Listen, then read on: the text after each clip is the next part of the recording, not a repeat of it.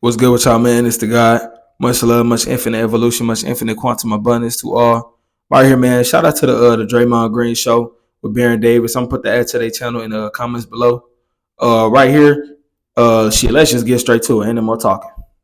I personally think making it to the NBA Finals is one of the worst seasons you can have. Going to the NBA Finals and winning an NBA championship, those two things are so far apart. You can get to the NBA Finals and not be close to winning an NBA championship. And I know that may sound hard for people to believe, but those that have won championships would definitely understand what I'm saying. Those that have been there and didn't quite win would definitely understand what I'm saying. The NBA Finals look like you close because you lost in the actual NBA Finals. And every now and then you have that 2016 Warriors versus Cavs, down to the wire, takes Kyrie Irving to hit a crazy shot, take Bron to get a crazy block. But like sometimes you see teams like losing an NBA Finals 4-2. They could have won 2 games in the NBA Finals and really not been close to winning an NBA championship. That's how hard it is to win 4 games in an NBA final. Like you get nothing for making the NBA Finals except a couple $10,000 more than the conference final. And you get another 3 weeks shorter summer. You walk with nothing.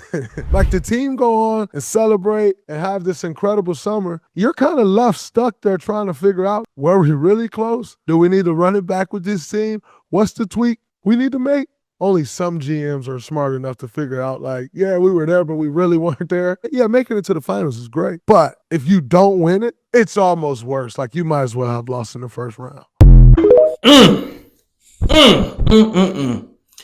And hey, man, right there, like that's facts. Like it's like you can get there, but it's like the accumulation of experience.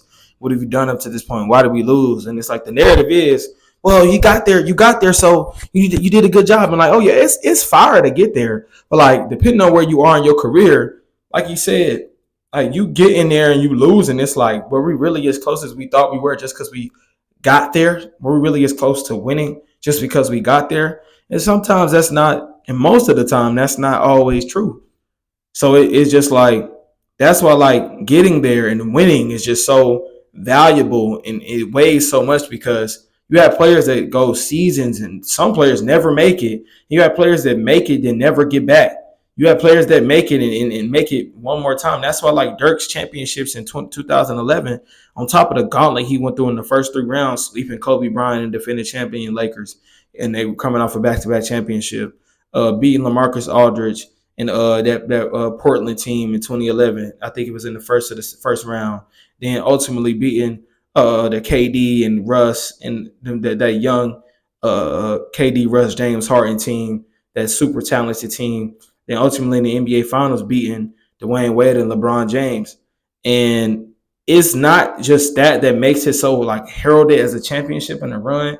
It's the fact that you stayed with your organization and y'all went through the tweaks. Y'all went through the downfalls of losing to an 8 seed earlier on. Y'all went through the downfalls of being up 2-0 in the NBA Finals, again, walked down 4 games straight by a team that was led at the head of the snake by a third year, not to take away from, but Dwayne Wade, who had an amazing, if not one of the greatest finals performances by a young player and by a player ever. You know what I'm saying? So it's like it's so much mental preparation that goes into it, and it's a lot of looking in the mirror that goes into it, because you have to really look in the mirror and say, what do I need to do as a player to be better? And it's like people will look at the stats and go, well, that player averaged 30, 10, and 10. But it's like, what was happening on a series to series basis? What was happening throughout the game? What was happening at this point in this player's career? What has he learned up to this point? Is he utilizing that experience that he's accumulated up to this point? It's like so many different factors that go into it that you really have to be able to weigh out what's happening to know if you were really close or not. And it's like, then the next season, you have to come back and make those adjustments, regardless of how great you played the previous season, because the next season might be something completely different when you get back.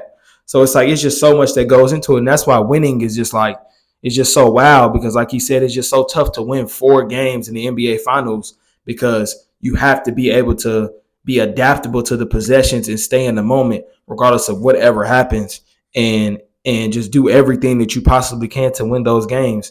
And there's going to be some games where you do that and you still don't win. So being able to win the NBA Finals and be able to win multiple championships back to back to back, or back to back, or multiple back to backs, or just even one, it's amazing. So Hey man, that's what it is, straight up. Shout out to the Draymond Green Show with Baron Davis. Like I said, I'm put the ad to their channel in the description below. Much love, much infinite evolution. Love yourself always. It's the God. I'm out. Peace.